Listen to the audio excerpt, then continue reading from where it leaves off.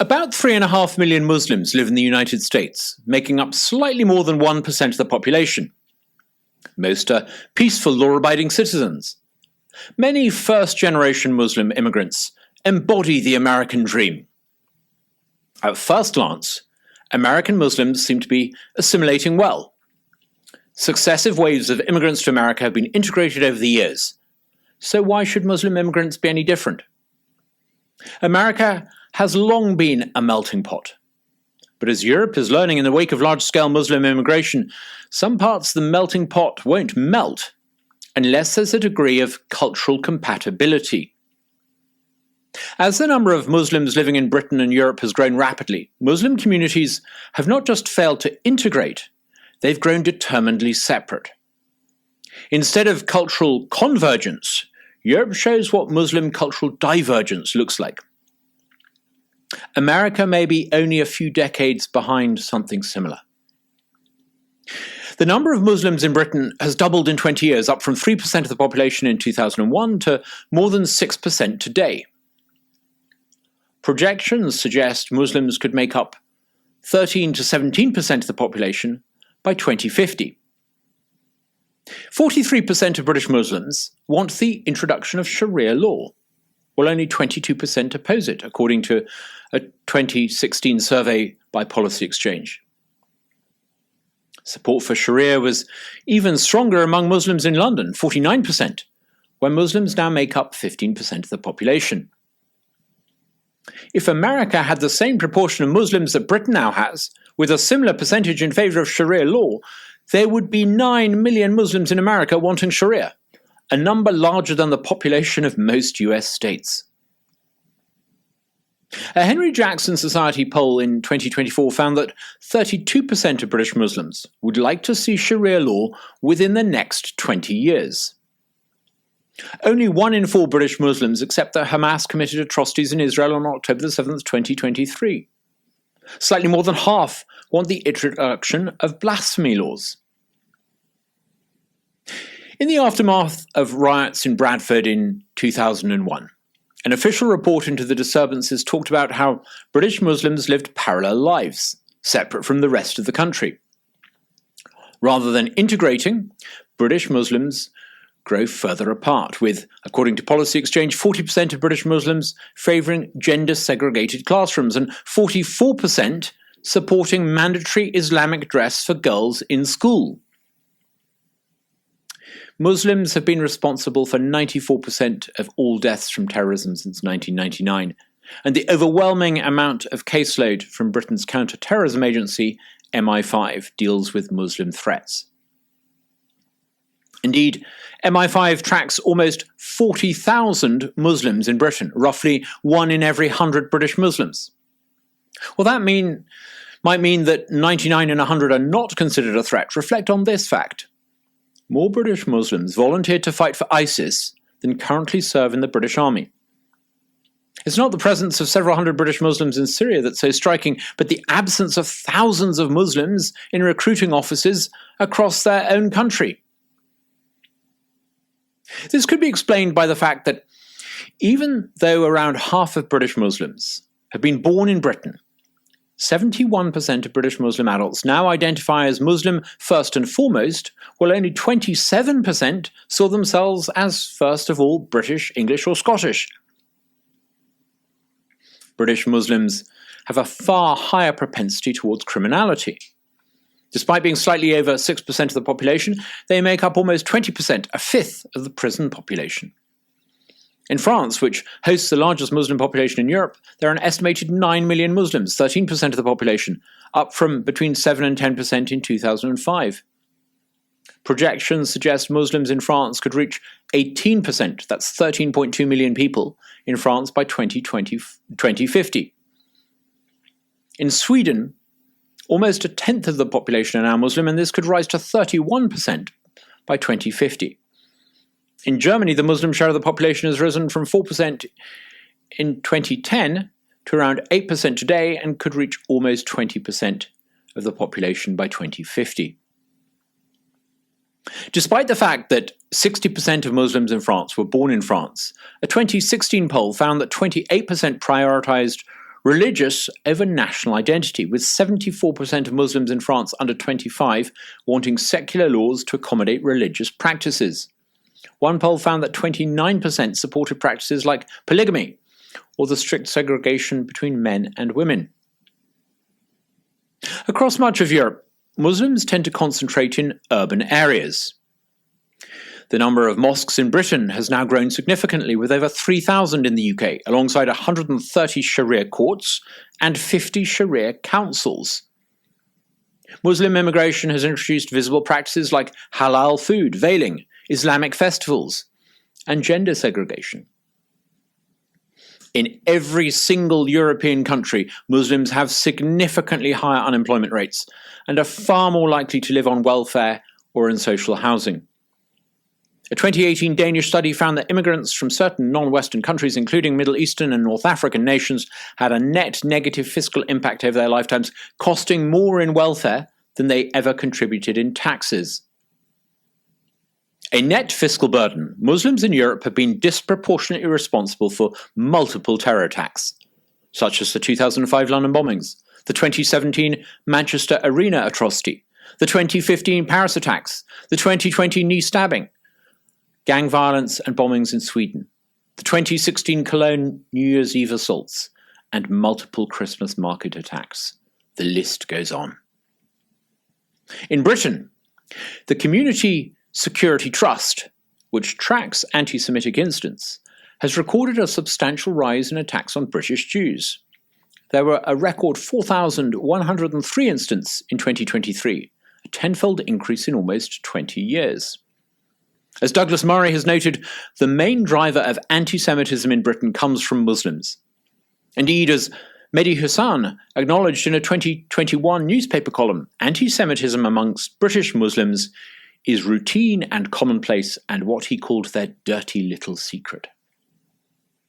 In France, the Conseil représentatif des institutions reported 1,676 anti-Semitic incidents in 2023, almost 4 times the amount recorded the previous year. About 60% involved actual violence or the threat of violence. The number of incidents surged in the wake of Hamas attacks on Israel in October 2023, and the perpetrators were overwhelmingly Muslims. In 2017, 40% of racially motivated violence in France targeted Jews, despite Jews comprising less than 1% of the population. Again, the overwhelming majority of those that perpetrated these attacks were Muslim. But America's different, some will insist. That won't happen here. We're a nation of immigrants with a history of absorbing everyone. Really? America has successfully integrated all sorts of people, but not yet large numbers of people with a profoundly different metaphysical belief system at odds with much that is distinctively Western. If America, like Europe, allows large-scale Muslim migration and shares with Europe the same assumptions that integration will automatically follow, why does anyone expect different results? Unless something changes, it's only a matter of time before America starts to experience what Europe, several decades further down the road, is starting to go through already. 4 decades ago, when Britain's Muslim population was proportionately similar in size to America's current Muslim population, Ray Hunniford, the head teacher of Drummond School in Bradford, raised the alarm. He warned that Britain's Muslim communities were not integrating, leading to the creation of what he referred to as Asian ghettos. Hunniford argued for prioritizing British values over the celebration of cultural diversity, which he saw as deepening social divides. Rather than being heeded, Hunniford was vilified and pushed into early retirement. Elite ideology, even then, leaned heavily towards universalism, the belief that human nature is fundamentally uniform across all cultures, making individuals essentially interchangeable. It's a dogma of our ruling elite that people from any background possess identical capacities for reason, restraint, and moral conduct. To suggest otherwise, as Hunniford did, was a form of secular sacrilege. Yet Hunniford, whose old school has since been renamed the Iqra school, an Arabic term meaning read or recite, often associated with the Quran, proved to be strikingly prescient. It's the universalist ideology of America's elite that explains why the United States literally selects at random individuals from places like Mogadishu and settles them in Michigan, all the while expecting that they will be just like every other Midwesterner. That's not the way it's working out in Dearborn or Hamtramck. America's first Muslim-majority city, Hamtramck, has had a Muslim-majority municipal government since 2015. First came what one might call sectarian voting patterns, which have transformed the city council from a Muslim majority to Muslim monopoly. There are now no non-Muslims elected to serve on it. Then in June 2023, the all-Muslim city council unanimously banned pride flags from city property, a move that stunned American progressives but would surprise very few in Europe. Then there have been the allegations of voter fraud, particularly within the city's Bangladeshi community, similar to allegations that would be familiar to anyone that's observed municipal politics in London's Tower Hamlets Council, which also has a large Bangladeshi community. Since 2004, Hamtramck City Council has allowed the local Bengali mosque to broadcast Islamic call to prayer. In May 2024, mere months after Hamas's October 2023 attack on Israel, the City Council unanimously passed Resolution 2024-51, endorsing the Palestinian cause. Again, none of this would be a surprise to anyone that's observed what's happening in Britain. Why should anyone assume things will turn out differently in America either? In the wake of Hamas's terror attacks on Israel, many Americans were shocked to see students at Ivy League universities protesting in support of Hamas. Anti-Israel protests often started before Israel had had time to bury her dead. While comprehensive data on the protesters' background is currently lacking, Muslim students and organizations were very prominent in leading those demonstrations, particularly at universities like Rutgers, where Muslims form a significant portion of the student body.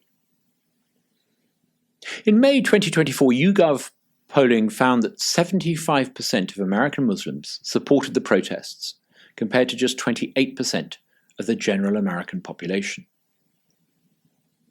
In Texas, meanwhile, the East Plano Islamic Center, or EPIC, so-called EPIC City, is a planned 400-acre development, almost planned as a Muslim enclave, with over 1,000 homes, a mosque, and an Islamic school. Described by some as a Sharia city, the EPIC project does not suggest to me assimilation or cultural convergence.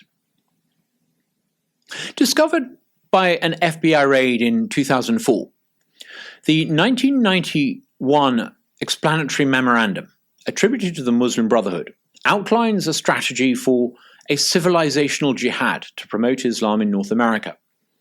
It talks about a long-term civilization jihadist process, establishing an Islamic movement and eliminating and destroying Western civilization from within by infiltrating and sabotaging societal structures to make Islam dominant.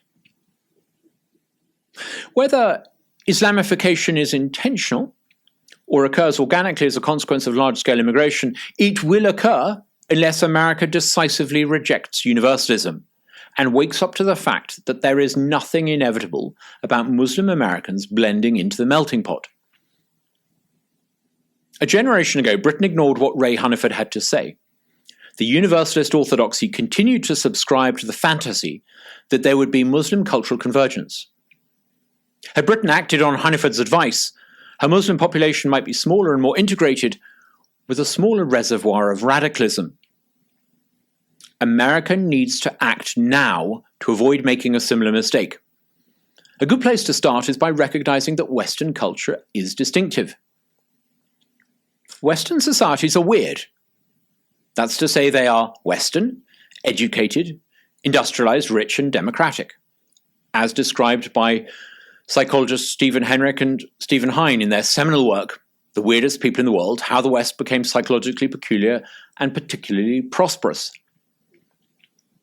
Western people are a psychological and cultural outlier, exhibiting traits and behaviors that diverge significantly from those found in most other cultures, particularly those traits in Muslim societies. Weird individuals tend to prioritize individualism over collectivism, analytical reasoning over so-called holistic thinking, and impersonal trust over clan-based loyalty. These traits manifest in a cultural emphasis on personal achievement, abstract moral principles, and openness to strangers, attributes that are not universal norms. For example, while many non-weird societies, such as those in the Muslim world, emphasize familial and communal obligations, weird cultures often celebrate individual choice and self-expression. This psychological orientation fosters innovation and prosperity, but also sets weird populations apart in terms of their approach to social relationships and decision-making. Heinrich and his colleagues' research highlights how weird individuals score higher on measures of individualism, moral universalism, and trust in strangers, while non-weird populations often prioritize group cohesion and so-called context-dependent reasoning. Weird Westerners are more likely to cooperate with strangers and punish unfair behavior, even at personal cost compared to participants from other cultures. Heinrich proposes that weirdness owes a lot to the teachings of the medieval Catholic Church, which prohibited cousin marriage. By discouraging cousin marriages, the Church, starting in the early Middle Ages, weakened clan-based social structures in Europe.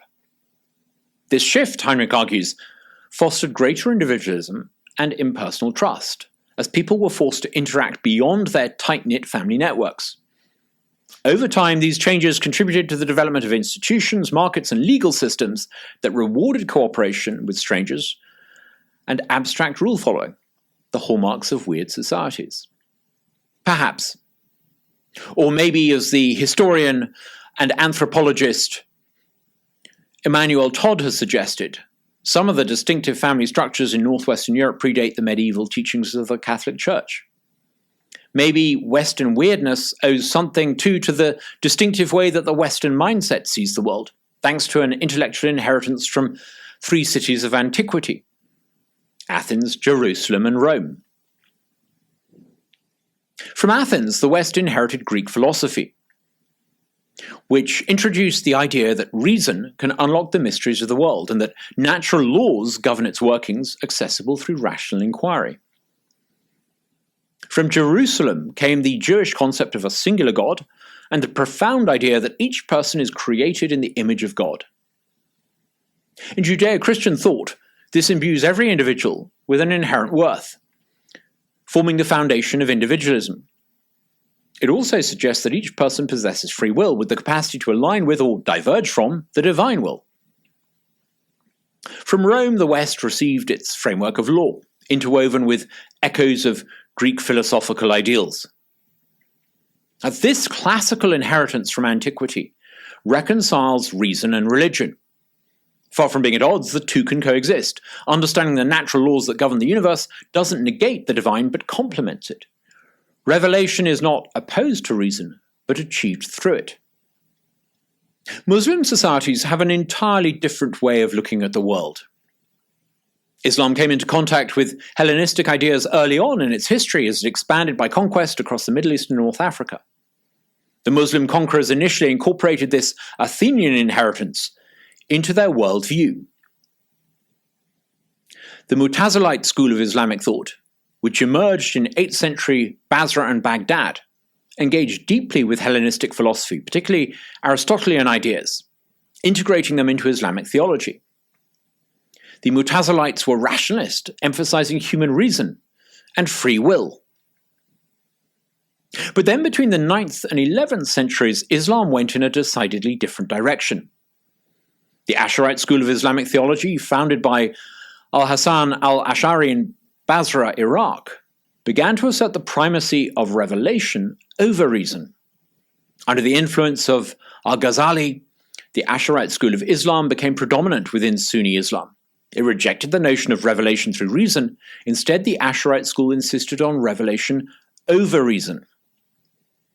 Al-Ash'ari taught that the world did not operate according to natural laws that needed to be understood by applying reason. Everything instead operates through a constant process of divine intervention. Such a metaphysical system leaves little room for critical thought. Nor can there be cause and effect, since everything is constantly at the command of the divine. According to Asherite teaching, God does not command certain behavior from us because it's good. It's good because he commands it. Morality does not exist separately from God. In the Judeo-Christian tradition, by contrast, there is objective morality. God commands us to do what is good because it's good, not just because he commands it. So what, you might say? What do these abstract theological questions have to do with anything today? Rather a lot, actually. Without an understanding of cause and effect, how can there be scientific progress? The Sunni Muslim world has seen little significant scientific innovation since the Asherite theological dominance began 7 centuries ago. Of course, plenty of Muslim schools of theological thought have emerged in that time.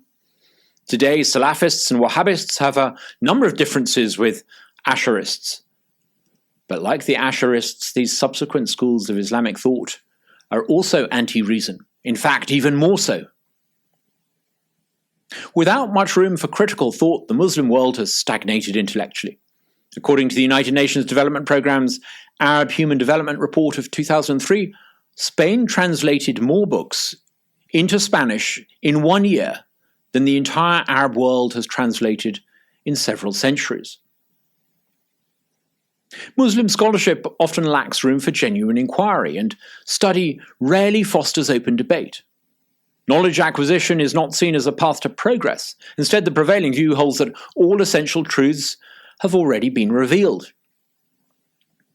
In Islam, there's little distinction between law and morality.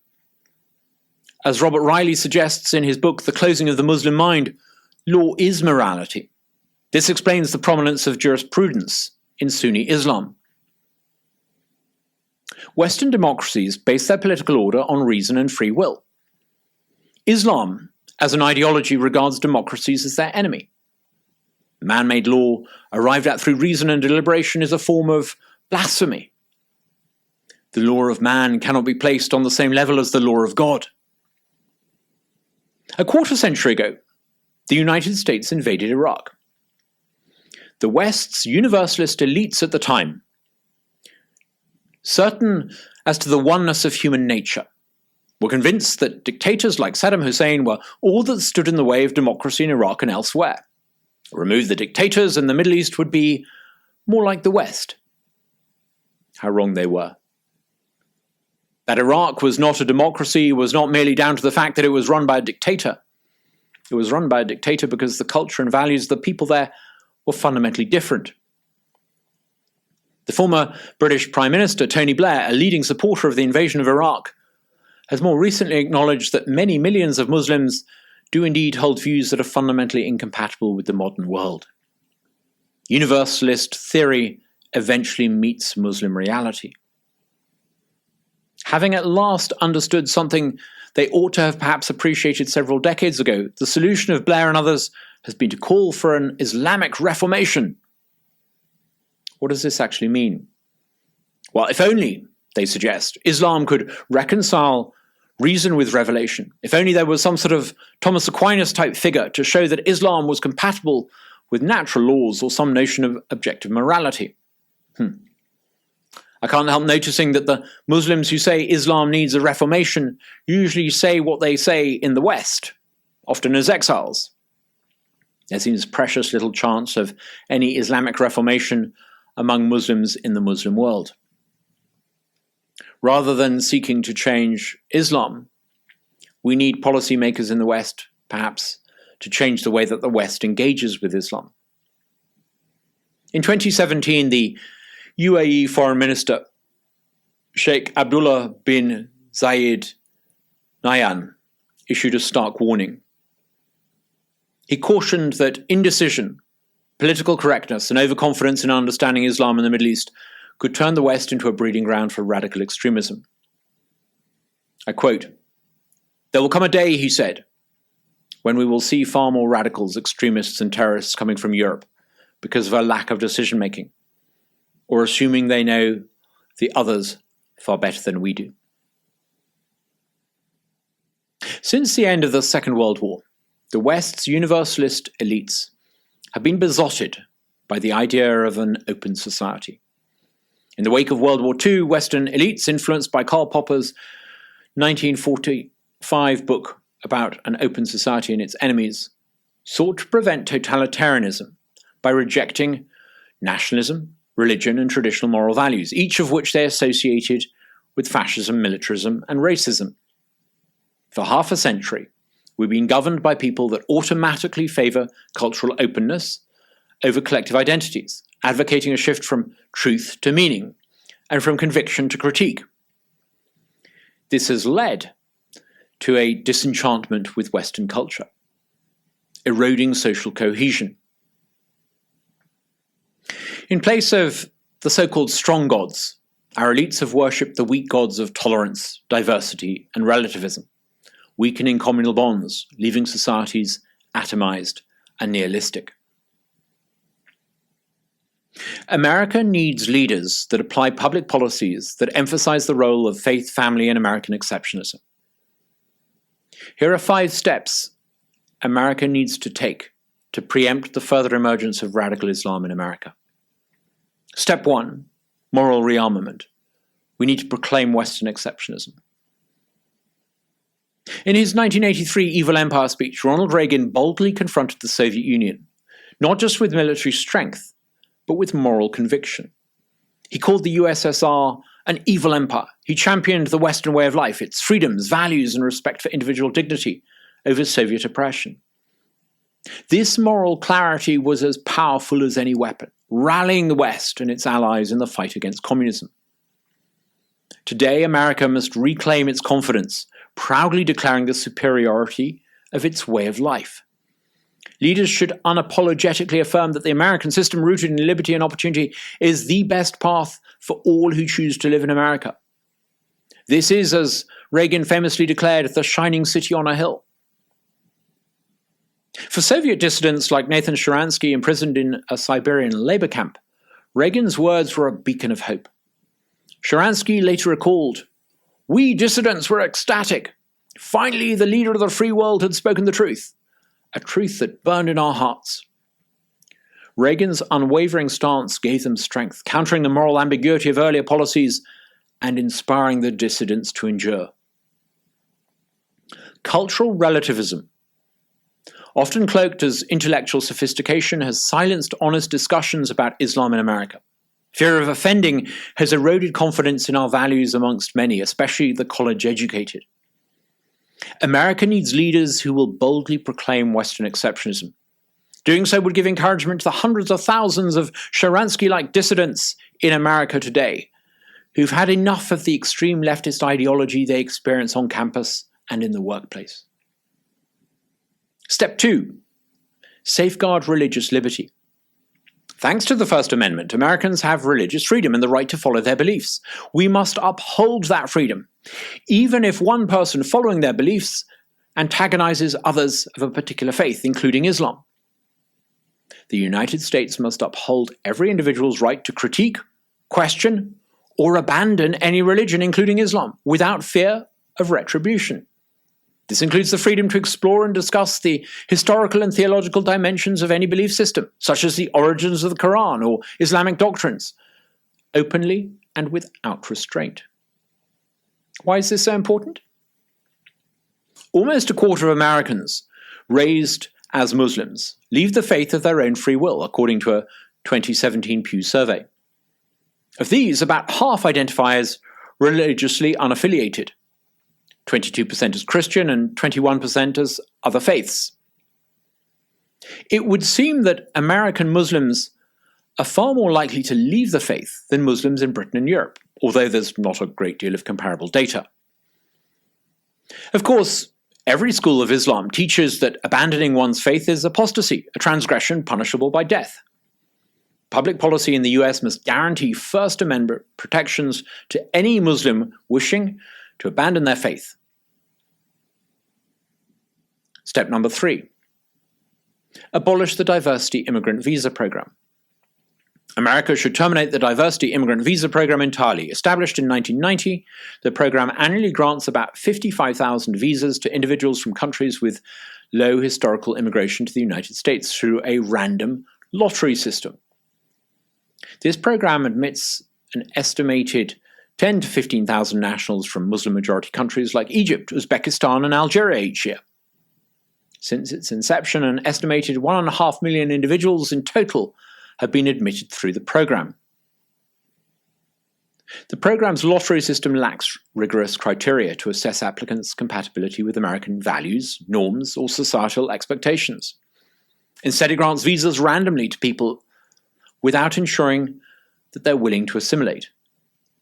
The assumption behind this approach is that cultural integration will occur naturally, regardless of the background of those admitted. During his first term, President Trump temporarily suspended the diversity immigrant visa program for certain high-risk countries, demonstrating the executive authority to act decisively. He should now end the diversity immigrant visa program entirely. So what if some countries have more to offer America and are therefore overrepresented against others? Not all cultures are equal, nor are they all equally compatible with the Western way of life. Step number 4. We should limit visas from Muslim-majority countries. The United States should restrict visas issued to nationals of Muslim-majority countries by establishing an annual cap on visas, including temporary immigrant and student visas. Step number 5. Comprehensive cultural compatibility screening for US immigration.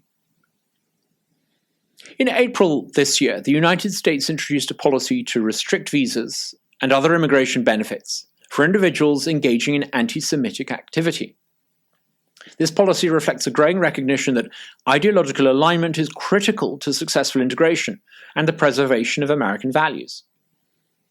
Anti-Semitism is just one facet of a broader challenge posed by ideologies incompatible with Western democratic norms. The United States should establish a comprehensive cultural compatibility screening process for all visa applicants, green card seekers and candidates for immigration benefits, including lawful permanent residency. There should be an expanded vetting to assess applicants' support for radical Islamist ideologies, including but not limited to endorsement for terrorist organizations and activities such as Hamas, Hezbollah, Islamic Jihad, Hizb ut-Tahrir, the Muslim Brotherhood. Advocacy for Sharia law as a replacement for secular governance. Rejection of core Western values such as freedom of speech, religious pluralism, gender equality, and democratic principles. It's time for America to wake up.